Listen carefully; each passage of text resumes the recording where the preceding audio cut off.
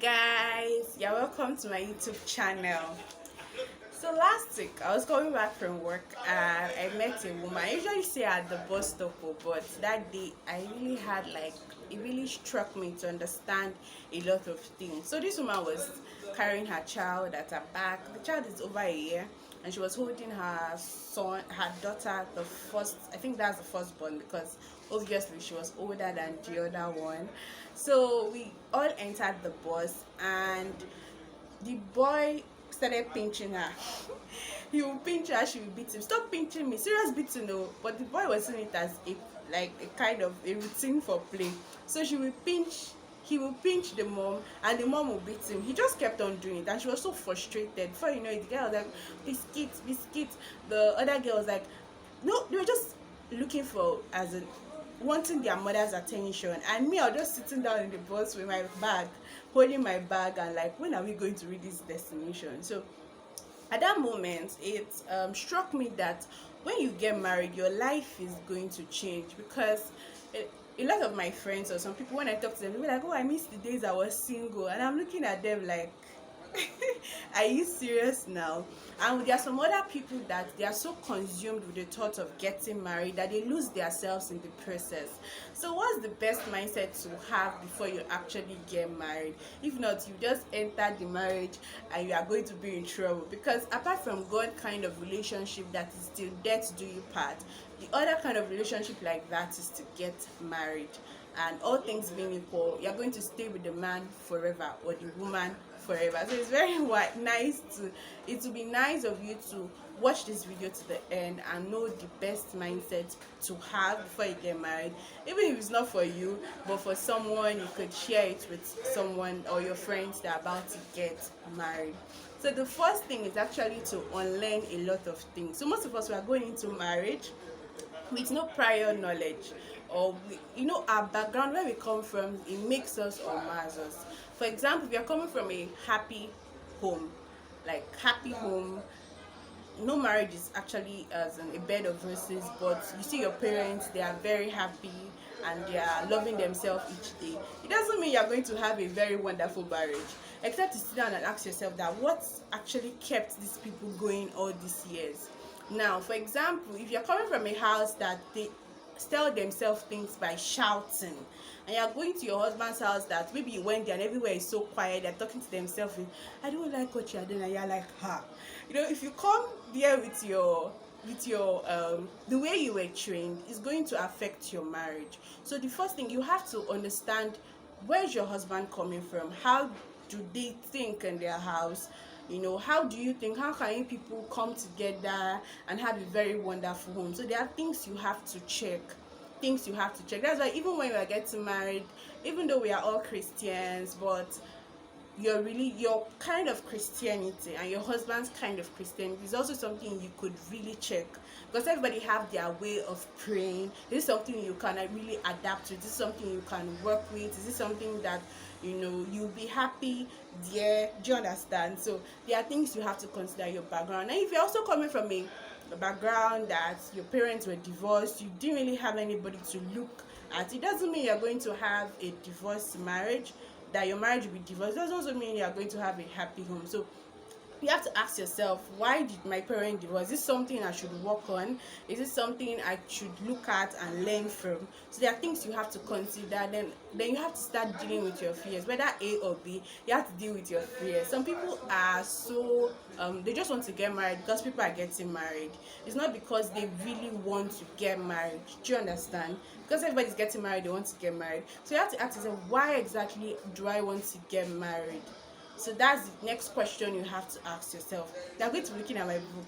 Then the second point is, you have to start healing. Like I said, healing is very important. Did you have a very bad relationship in the past? How is it going to affect your future?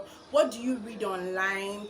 Some people, they are going into marriage with a lot of bad mindsets that, oh, when I get married, I'm going to hide my money from my husband. I'm not going to let my husband know how much I'm earning. This one, that one, this one. So you have to check what's your mindset about marriage. That's why the God factor is very important.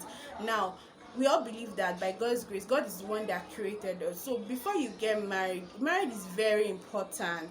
You have to go back to God and ask him, like, God, is this the person you want me to get married to? Now most of us come to God with this prayer, but we've made up our mind that I will marry this person. So why are you stressing yourself about coming to God or being manipulated? That God, whatever you say I'm going to do in your mind, you already know what you're going to do. So you have to come back to God and ask him, God, is this your will? Is this who you want me to get married to? Now God has various ways of answering you, but most times we are just blinded by love. We're just blinded by love or lust. So you have to ask yourself questions. Come back to now. How does God really see marriage?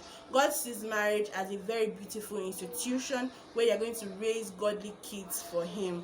God sees marriage he's so intentional to who you're going to get married to, because he knows that if you marry wrongly, your relationship with him is going to be affected one way or the other. Do you remember Solomon in the Bible? He had all the wisdom and everything, but we could see that when he got married to women that were not, that did not have the same God kind of mindset with him, that it drew him away from God. So you have to bring the God factor into whatever you're doing that's going to lead you to getting married.